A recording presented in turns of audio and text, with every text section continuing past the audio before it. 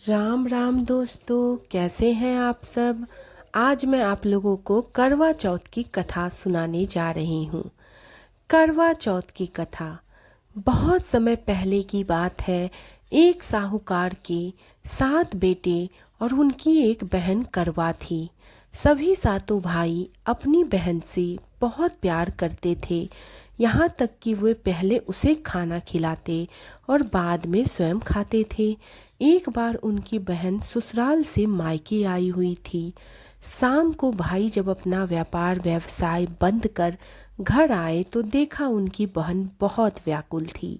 सभी भाई खाना खाने बैठे और अपनी बहन से भी खाने का आग्रह करने लगे, लेकिन बहन ने बताया कि उसका निर्जल व्रत है भाई, और वह खाना सिर्फ चंद्रमा को देखकर उसको अर्घ्य देकर ही खा सकती है। चूंकि चंद्रमा अभी तक नहीं निकला है, इसलिए वह भूखे प्यास से व्याकुल हो उठी है।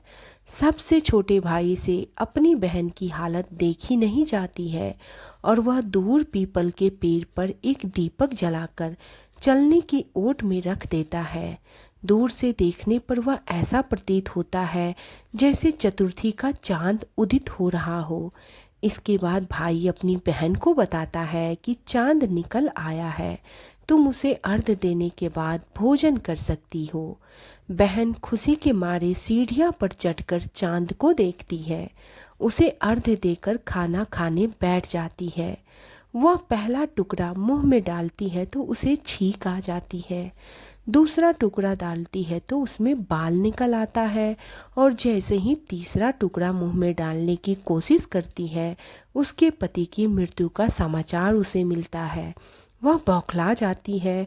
उसकी भाभी उसे सच्चाई से अवगत कराती है कि उसके साथ ऐसा क्यों हुआ। करवा चौथ का व्रत गलत तरीके से टूटने के कारण देवता उससे नाराज हो गए हैं और उन्होंने ऐसा किया है।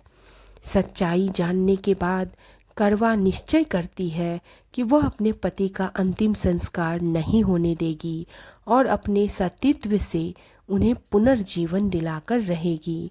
वह पूरे 1 साल तक अपने पति के शव के पास बैठी रहती है और उसकी देखभाल करती है। उसके ऊपर उगने वाले सुईनुमा घास को एक रात करती है। 1 साल बाद फिर करवा चौथ का दिन आता है। उसकी सभी भाभियां करवा चौथ का व्रत रखती है। जब भाभियां उससे आशीर्वाद लेने आती है तो वह प्रत्येक भाभी से यम सुई ले लो, पिए सुई दे दो, मुझे भी अपने जैसी सुहागिन बना दो, ऐसा आग्रह करती है। लेकिन हर बार भाभी उसे अगली भाभी से आग्रह करने का कहकर चली जाती है। इस प्रकार जब छोटे नंबर की भाभी आती है तो करवा उससे भी यही बात दोहराती है। यह भाभी उसे बताती है कि चूंकि सबसे छोटे भाई की वजह से उसका व्रत टूटा था, अतः उसकी पत्नी में ही शक्ति है कि वह तुम्हारे पति को दोबारा जीवित कर सकती है। इसलिए जब वह आए तो तुम उसे पकड़ लेना, और जब तक वह तुम्हारे पति को जिंदा न कर दे उसे नहीं छोड़ना। ऐसा कहकर वह चली जाती है। जब सबसे अंत में छोटी भाभी आती है, करवा उनसे भी सुहागिन बनने का आग्रह करती है, लेकिन वह टाल मटोल करने लगती है। इसे देखकर उन्हें जोर से पकड़ लेती है और अपने सुहागन को जिंदा करने के लिए कहती है। भाभी उसे छुड़ाने के लिए नोचती है, खसोटती है, लेकिन करवा नहीं छोड़ती है। अंत में उसकी तपस्या को देख भाभी पसीज जाती है और अपनी छोटी उंगली को चीरकर उसमें से अमृत निकालकर उसके पति के मुंह में डाल देती है। फिर करवा का पति तुरंत श्री गणेश कह के उठ जाता है और उसकी अमृत के कारण वो फिर से जीवित हो जाता है। इसी प्रकार प्रभु की कृपा से उसकी छोटी भाभी के माध्यम से करवा को अपना सुहाग वापस मिल जाता है। दोस्तों, इसीलिए करवा चौथ की व्रत हर सुहागिन महिला अपने पति की लंबी उम्र के लिए करती है।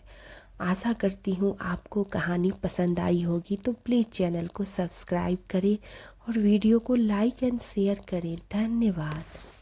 राम राम। जय महादेव। जय माता दी।